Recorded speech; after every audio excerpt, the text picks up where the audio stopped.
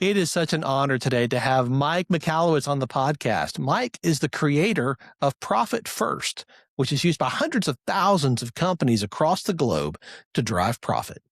He's the creator of Clockwork, a powerful method to make any business run on automatic.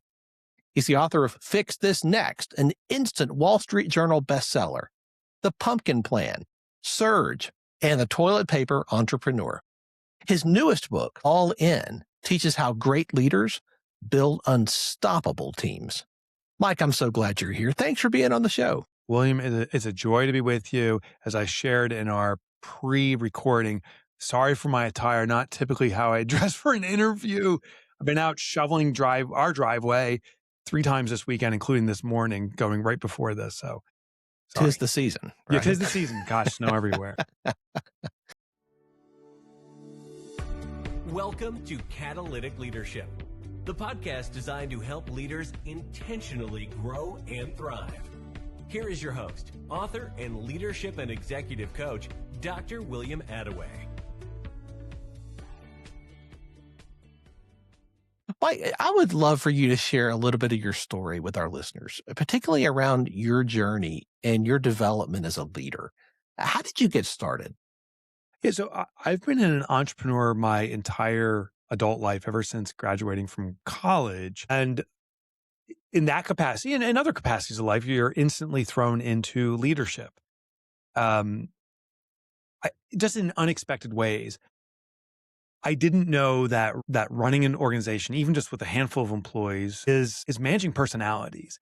It's not just giving directions. It's not just assigning tasks and expecting the task to be completed or not, and then addressing it.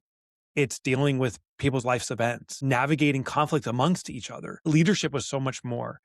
And the biggest aha I had was I always thought leadership was setting a clear vision for our organization. This is where we're going collectively. Now I believe that's something that's important, but is secondary. Don't set a corporate vision, set a collective vision. What does everyone want to achieve in their own lives? And how do we work as a team to satisfy all of our collective vision? Those are the things that came about and me developing as a leader. Your writing has impacted so many people, and I know that's a gift. Is that something you saw coming? Like, is this something that you've always felt like, I'm a writer and this is who I am and how I can pour into other people? No and yes. So no, I never anticipated I'd be an author. I was horrible in English back in high school. I remember getting a D in the class, and it's the one class I avoided in college was creative writing and that stuff. But then there became a moment in my entrepreneurial journey where I struggled so deeply that I decided I have to devote myself to reinvestigating everything I knew about entrepreneurship, leadership, and so forth. And so that's what I started to do. I started to investigate it and learned a lot of things I believed to be true wasn't true. And I started to document for myself. And that became the journey in starting to write. I could see the value in it and started having fun doing it. And then came the time I said, I want to publish this and share this with other people. Once I stepped into it, it did become a spark of joy and passion. And now I couldn't see myself as anything else but an author. I love the journey. Didn't know and never really can anticipate the impact it would have. William, I'll tell you, it is crazy. Heading home from a trip and walking through the airport and someone shouts out your name and you're like, oh my God, I read your book. I can't believe I'm meeting you. It's the weirdest, hardest, funniest. And of course, 100 other people around them and saying, who the hell is that dude? Right. It's a weird, amazing, extraordinary journey. But at the end of the day, what I do is I write recipes.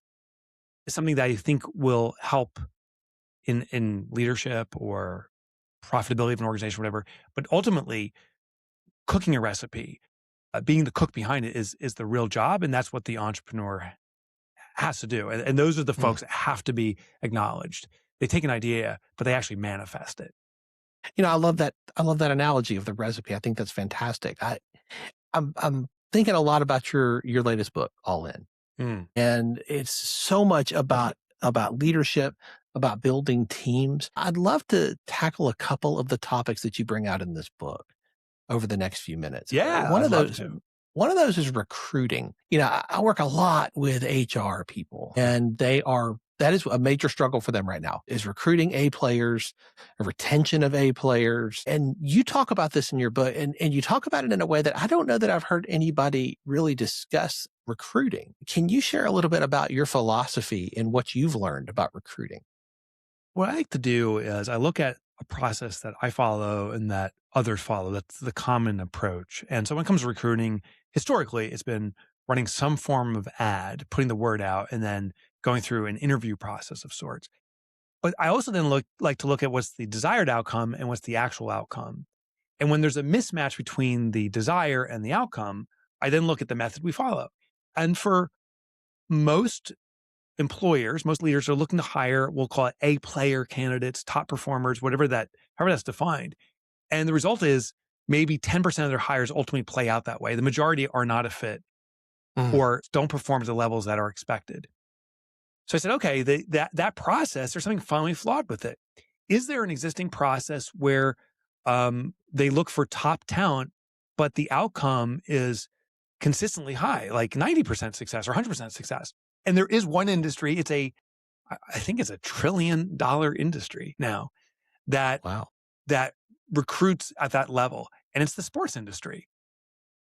And what these teams do, I love football, and but I love a lot of sports, but with football, they don't say like, hey, can you show us your resume? Are you proficient at Microsoft Word? You know, where's the green light on a traffic light? They don't go through those interview questions. They say, hey, show it on the field. Mm-hmm. Demonstrate your skill. So that's one thing that we need to do is have people go through workshops where they can demonstrate skills. But the more important thing is how they recruit in the first place. And what they do is they run camps. So I actually played sports in high school and college. I played lacrosse, and I wasn't necessarily a particularly good athlete, but I did play lacrosse in high school. And my parents sent me to a lacrosse camp called Hobart. It was a college here in the north. Actually, you're from the East Coast. It's in New York State, and so you may have heard of it. Yeah. And they had, I think, like 300 or 400 students come. And during this summer session, we were there for a week or two. We were trained. But what was interesting is as the coaches were training us, they would tap certain students on the shoulder and say, hey, you're really doing well at this skill. We'd like to bring you to another field where we can go deeper into this. And some of those students were tapped on the shoulder and went to yet another field. What they were doing was educating all of us, but vetting in the process by observation.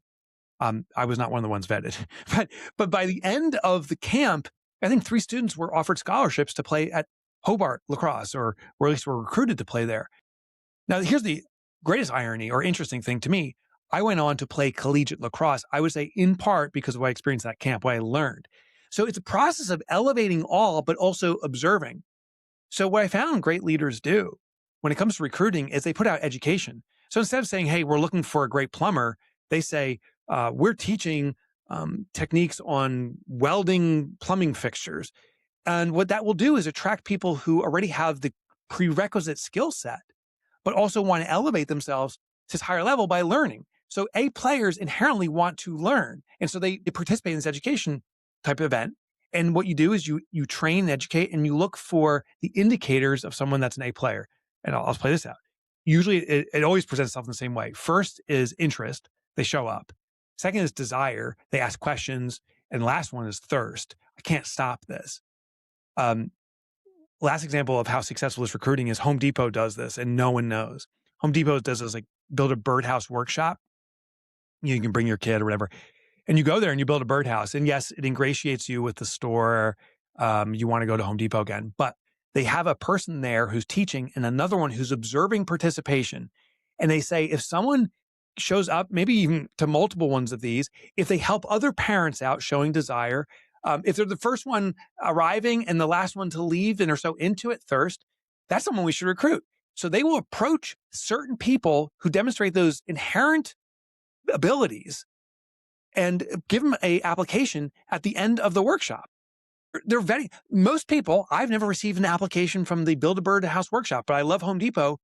But some people are recruited and ultimately choose to work at Home Depot because they've demonstrated those skills and they were offered a position. It's amazing. I think of that like a funnel. You know, this is the top of the funnel. This is where they come in. But then, as you say, it winnows down. And you're able to identify the people that you really want, whether it's an athlete or a Home Depot employee. or anyone. You can get the most sophisticated people. Someone's like, oh, this sounds like for entry level people because it's education. Say I need someone's already a CPA for 5 years and has all these skills. Well, what I do is I still put on an educational course, but I put on an elite thing like learn the 2026 tax law techniques. But the prerequisite is you must be a CPA for 5 years. So you'll get these people with these qualifications that are looking to elevate themselves. A players always look to go to the next level. So put on the educational events. And I have a shortcut. If you don't have the time or the ability to teach the educational component, you can attend one. Look at the courses that are going on out there and attend as a student, but be an observer of the other students, and you'll find your best candidates there. That's so good. It's about the environment that you create. And I loved your chapter about creating the right environment where there is safety.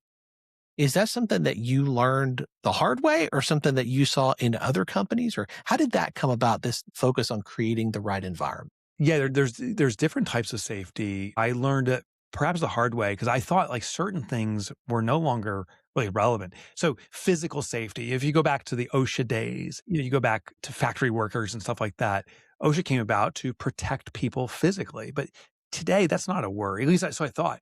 In my own office, maybe it's a very small author office. There's 6 people that work there. And we have a physical office, so we're old school, brick and mortar. We did a survey, an anonymous survey saying, is there any time you feel physically unsafe here? And the feedback came, hell yeah. And I'm like, what? Well, our building's a historic building. There's an alleyway that goes down to the parking lot, but it's not illuminated and it's dark. And in the Northeast where you and I live, in the wintertime, the sun can start setting by 4:30, 5 o'clock. It can be pretty dark out. And so my team said, I feel unsafe. Like, who wants to walk down a dark alley? You don't know who's there, what's there. I feel unsafe at times. So all we did is we put string lights back there that run during off hours. My team was worrying, like, noon comes around, they're looking, it's like, oh, it's lunchtime. Oh my gosh, it's going to be dark. I have to walk down that alley later. And it was taking emotional bandwidth from them. So by simply addressing that, they didn't have to worry about that. And that worry went away. So those concerns have to be addressed. But there's more than just physical. There's relational safety. Do I feel comfortable with my colleagues? And so we have to set up an environment where, and this is inevitably the leader who sets the standard, where people can be candid in their own skin. Mm-hmm. Some people feel unsafe being them true selves because there may be emotional consequence or relational consequence if I am. So the leader has a responsibility through their own actions to be emotionally bare. Now, I'm not saying let's spill it all out there, struggling in my marriage. Don't put it all out there, but give enough that people feel comfortable being candid and feel enough coming to you and explaining when they are uncomfortable so you can address that. Let's talk about that for just a second, because I think that's an important piece that a lot of leaders really skip over. And that is creating an environment where people will give you that last 10% of honesty. The first 90% is easy to give, but the last 10% we often hold back because we don't want to break or damage a relationship or get fired or whatever. How do you create an environment where people feel safe to share that last 10% of honesty? Yeah. So it's by me yielding that honesty about my own circumstances. Someone has to be the first to go. And if the leader is willing to be candid, humble, and show humility in the circumstances, it'll allow other people to do it. But you also don't just deep dive in. You don't just show up and say, here's my challenge or whatever it may be, and just dump on the table. It can be too much too soon. There's a great research project that was done around how people find love and connection. And I think they call it the 27 questions. I'm not sure exactly sure it was, but what they did is these questions start off with very surface level questions. They slowly get deeper. We have to feel safe moving into it. So in our own office, we will pick from those questions or other questions. And sometimes as a group, just bring them up and we'll start surface level and we'll go a little bit deeper. And that's enough for today. Over time, trust is built over time. It's not something that you can instantly have. There has to be recurring situations. The last thing we do to build that trust and that comfort is we build what we call remember whens. You'll find with your closest friends, you typically have remember when moments. I remember when you and I went to the game and I spilled the soda all over me and how funny that was or whatever. life circumstances build these memories that we can both associate, these stories we both connect with. And if we have connected stories, we have more trust in each other inherently. So we have retreats. Sometimes we actually will leave for a couple of days. Once a year, we head out of town as a group and work together. But other times it's just, we're going to take a half day and go to the local pottery shop and we're going to build pottery together. Not to manufacture events, but to have time together outside of the regular structure of work and the remember whens present themselves. And when I hear in my office, Aaron, who scheduled this for us, speaking to Kelsey and say, oh, remember when we were at the pottery shop and we made, I know greater connections happening. So as leaders, we have responsibility to allow remember whens to present themselves. You're building community when you do that. Yeah. And I think community has such an impact on productivity and performance over time. And community is such a great word, William. I think in many businesses, we've been programmed to build culture. And I believed in it until it didn't work. Culture, at least how I've been interpreting it, is what are the standards, the expectations, the filters I have for my own organization, and find people that comply with that. That's going to be our culture. So really my culture was a reflection of me as the owner or leader of an organization, of what I wanted to be. It's effectively mini me's in some capacity. Sure. But when I think about the town you or I live in, the communities are generally very diverse. I went to school in Virginia. I know Nova, Northern Virginia very well. I have friends in Burke and Chevy Chase and all these different areas. And I know the diversity of communities, and the more diverse a community, generally, the stronger the community is. As long as there's connection, there's common ground. What happens with diversity is you bring in different perspectives. And that's where the magic happens. You don't get this tunnel vision, you get different perspective. Well, as leaders of our organization, we want that diversity because strength comes from it. If I had an organization that was all white males in their 50s like me, who acted like me, it would be a big yes fest. I think we should have a concert with Def Leppard to open up our event because everyone loves Def Leppard. And the whole group would be like, yes, everyone loves Def Leppard. No, not true. But if I have females, I have people with different ethnic backgrounds, I have people with different religious beliefs, it gives a much more holistic vantage point. And that's where strength is. In that type of diverse community, I think this is where you talk about fostering psychological ownership too. People feel like they are a part, and there's a sense of ownership that they have because they contributed to what's being built. That's right. One of the greatest discoveries for myself when it came to leadership is this use of psychological ownership. And I had a misunderstanding about it and how legal ownership is different. When someone psychologically owns something, they feel it's part of their identity. This is based upon the work done by a guy named John Pierce back in the 1980s, and found that there was certain factors that drove that psychological ownership. But when you feel something's part of your identity, you treat it as such. I have a dog, and my dog, Archer, is part of the family. And I will go to extreme measures to care for him, for his health, to coddle him, where a dog on the street is also a dog. But I won't do the same thing. So why do we treat it differently? You don't own a dog. I mean, we say those words, but we don't possess it. It's its own entity. It's its own soul, its own being. Well, there's these factors. One is if we personalize something. So I gave Archer a name. He is a dog, and he was, quote, nameless until Archer was adopted by our family, and that's the name assigned to him. When we personalize something, we feel more possession over it. When we have a intimate knowledge of something, meaning when we observe something, the more we know something, the more we feel it's our possession. So personalization, intimate knowledge, and also the time we spend with something. The more engaged we're with something, the longer we invest into something, the more we feel we possess it. So a classic example of this would be like a car. If you own a car, like I do, versus a rental car. When I own a car, I program the radio stations. That's an investment of time and effort and personalization. I don't do that with a rental car. I don't program the radio stations. And so I feel more possessive of the car I own because I've personalized it. I can put bumper stickers on it. I don't do that on a car I rent. But look at a car that we rent, how we use it and abuse it. You know, I'll go skidding into the traffic light and then the second turns green, I'm punching it. I wouldn't do that in my own car. So when something is rented to us, we are given rules of use And we will comply with the rules, but we'll also seek to defy because we are forced to comply. But when we possess something and it becomes part of our identity, we'll coddle and care for it.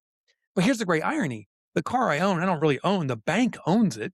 I'm making payments on it. So I don't legally own it. I psychologically own it. The lesson is with our team, we need to build psychological ownership. They don't have to or will own the company that you run or lead. You may not even. But if you give them psychological ownership, meaning you allow them to customize elements, you allow them to gain intimate knowledge, you allow them to personalize things, they'll feel more and more possession over it. And as a result, they'll be more engaged with it. I do have one word of warning. You can build fiefdoms. And a fiefdom is something where I have all the knowledge, but I exclude others from it. So I'm the IT guy. I have all the passwords, but no one else is going to know it.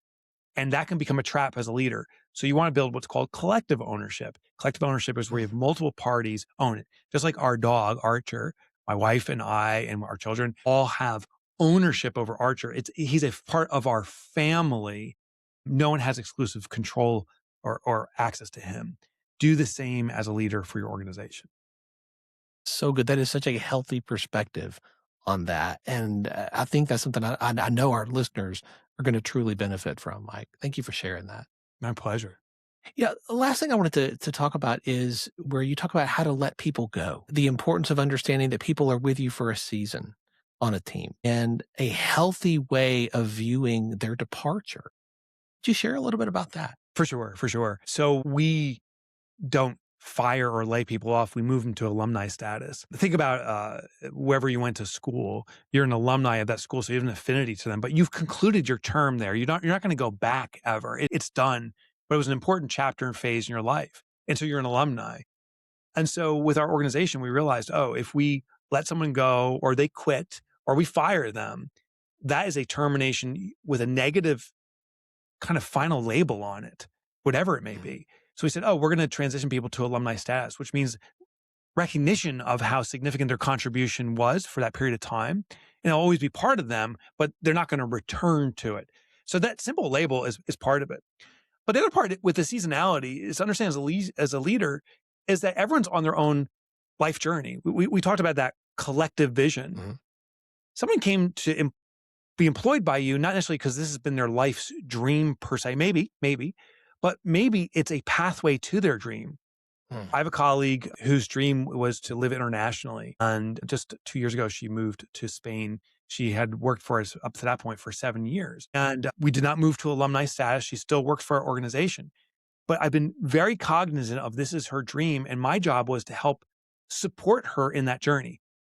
Conversely, could you imagine if I went to her and said, you know what? The one thing you'll never do is move and live internationally. I know that's what you want, but our organization needs you. We demand this of you. Yeah. Forget it. Now I'm building this negativity. So our job as leaders is to know what are the life visions that people have? What are the transitions or changes in their life status and career status that will get them there? And if we can support it through our organization and they're supporting our organization, that's the best thing to do. But if another organization or another part of their life that is excludes us as being part of their journey going forward, that's still the best thing we can do. So I think that's what we need to do as leaders is understand that everyone's on a journey and we are a part of it. There's a season to it and it may come to a conclusion very quickly. It may go for decades and decades and even longer than that. But to realize if we're working in the best interest of our colleague in alignment with their own personal vision, the pathway will reveal itself. And I adamantly believe we need to be a server of that life vision. I love that. It's such a powerful explanation of how you see the dignity in another person. You see them as an actual 3D human being, not just as a cog in the machine that you're building that does a task, but you seek out and learn their dreams, their hopes, their aspirations so that you can help empower them for that. I think that's so healthy. I love it. It reminds me when I look up in the air, I live outside of New York, about 30 miles west of it. So the major airports are out there for this area, Newark, LaGuardia, and JFK. And I'll see these jet streams. And what's so interesting is a lot of these jets, you see the jet streams, they replicate and then they all spin and go into their different destinations. But for a period of time, there's this one massive kind of cloud line that all the planes follow for a period of time. And that's how I kind of visualize our work together. we are blessed in our organization that right now, 6 of us, myself, so 7 of us are all on this similar jet stream, but there's certain points that we're going to go in our own directions. And that's the best thing to do. That's the healthiest thing to do. So good. Mike, thank you for writing this book and for sharing it with the rest of us. It's been such a blessing to me, and I know so many others. I know our listeners are going to want to grab a copy of this. I highly recommend it, and stay connected to you. Continue to learn more about what you're up to and new things that you're doing. What's the best way for folks to do that? The best way is kind of my mecca of stuff is my website. It's MikeMichalowicz.com, but no one can spell it. I'll give you a shortcut to it. It's Mike Motorbike, as in the motorcycle, MikeMotorbike.com. The quick backstory is that was a nickname I got in grade school because it rhymed. I never driven a motorbike. Nice. But nice. And I have other nicknames too, but they're R-rated or X-rated. I can't say them. So I bought the domain MikeMotorbike.com. And if you go there, you'll land on my site. Plus, you'll see a picture of me riding a motorcycle, a cartoon picture, because I never have ridden one. But all my books are there. I have free chapter downloads, so you can explore the books without even having to purchase them. But this is the stuff I write about. So I have a blog. I do podcast interviews with leaders of greatest organizations. In fact, I just interviewed Jesse Cole and Emily Cole, the founders of the Savannah Bananas, on their leadership style. So you can get to all at MikeMotorbike.com. And the podcast I have is called Becoming Self-Made. And I talk about leaders and this stuff. I love it. We'll have all those links in the show notes. Mike, thank you for your generosity today and the insight and wisdom that you've shared with us. William, this has been a joy. Thanks for having me.